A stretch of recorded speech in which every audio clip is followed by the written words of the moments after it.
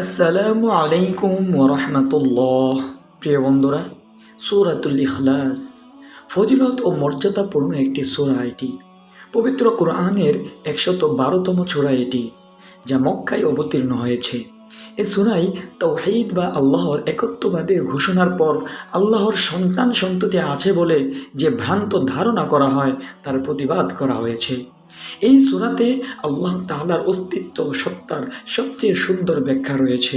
এটি কোরআনের অন্যতম ছোট সূরা হিসাবেও বিবেচিত হয়ে থাকে।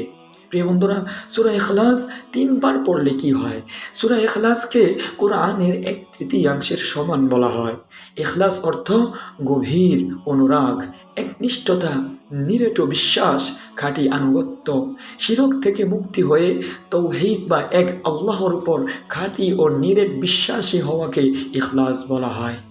মুশরিকরা হযরত মুহাম্মদ সাল্লাল্লাহু আলাইহি ওয়াসাল্লামকে আল্লাহর বংশ পরিচয় জিজ্ঞাসা করছিল, যার জবাবে এই সূরা নাজিল হয়।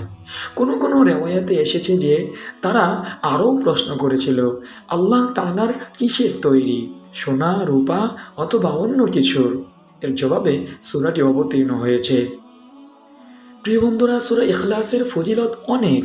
সূরা ইখলাস যিনি ভালোবাসবেন তিনি জান্নাতে যাবেন ইনশাআল্লাহ। হাদিসে এসেছে, এক ব্যক্তি রাসূলুল্লাহ সাল্লাল্লাহু আলাইহি ওয়াসাল্লামের কাছে এসে আরজ করলেন, আমি এই সূরাকে ভালোবাসি।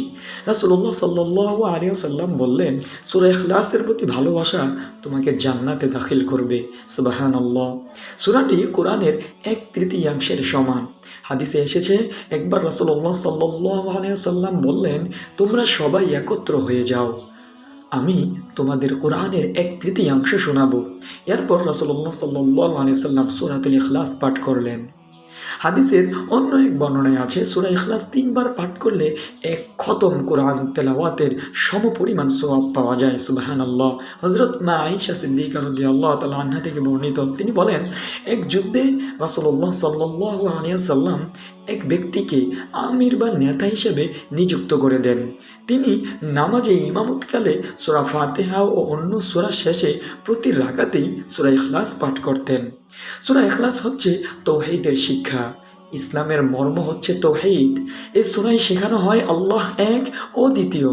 তিনি কাউকে জন্ম দেননি, তিনি কারো থেকে জন্ম নেননি, কোনো কিছুর সমতুল্য নন তিনি। কোরআন শরীফ আমাদের 3টি মৌলিক জিনিস শেখায় এই সূরা। তা হলো তাওহীদ, আখিরাত ও রিসালাত, অর্থাৎ আল্লাহ, পরকাল ও ওহী। অন্য যে কোনো বিশ্বাস এই 3টার মধ্যে পড়ে যায়। আল্লাহ, আখিরাত এবং আল্লাহর প্রেরিত ও ওহীর প্রতি বিশ্বাস।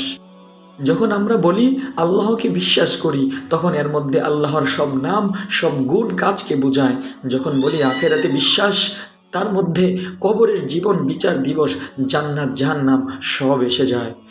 প্রিয় বন্ধুরা, ফজিলত ও মর্যাদাপূর্ণ এই সূরা ইখলাস আল্লাহর ভালোবাসা ও নিয়ামতে ভরপুর। জান্নাতে প্রাসাদ পেতে নিয়মিত এই সূরা ইখলাসের আমল করা খুবই খুবই জরুরি। এতে যেমন ঈমান হবে পরিপূর্ণ, তেমনি পরকালের পুরস্কার হবে সুনিশ্চিত। আল্লাহ তাআলা প্রত্যেক মুসলিম উম্মাহকে সূরা ইখলাসের আমল বেশি বেশি করার তৌফিক দান করুক। আমিন সুম্মা আমিন। সকলে ভালো থাকবেন, সুস্থ থাকবেন এবং বেশি বেশি সূরা ইখলাসের আমল করবেন ইনশাআল্লাহ। আসসালামু আলাইকুম ওয়া রাহমাতুল্লাহি ওয়া বারাকাতুহু।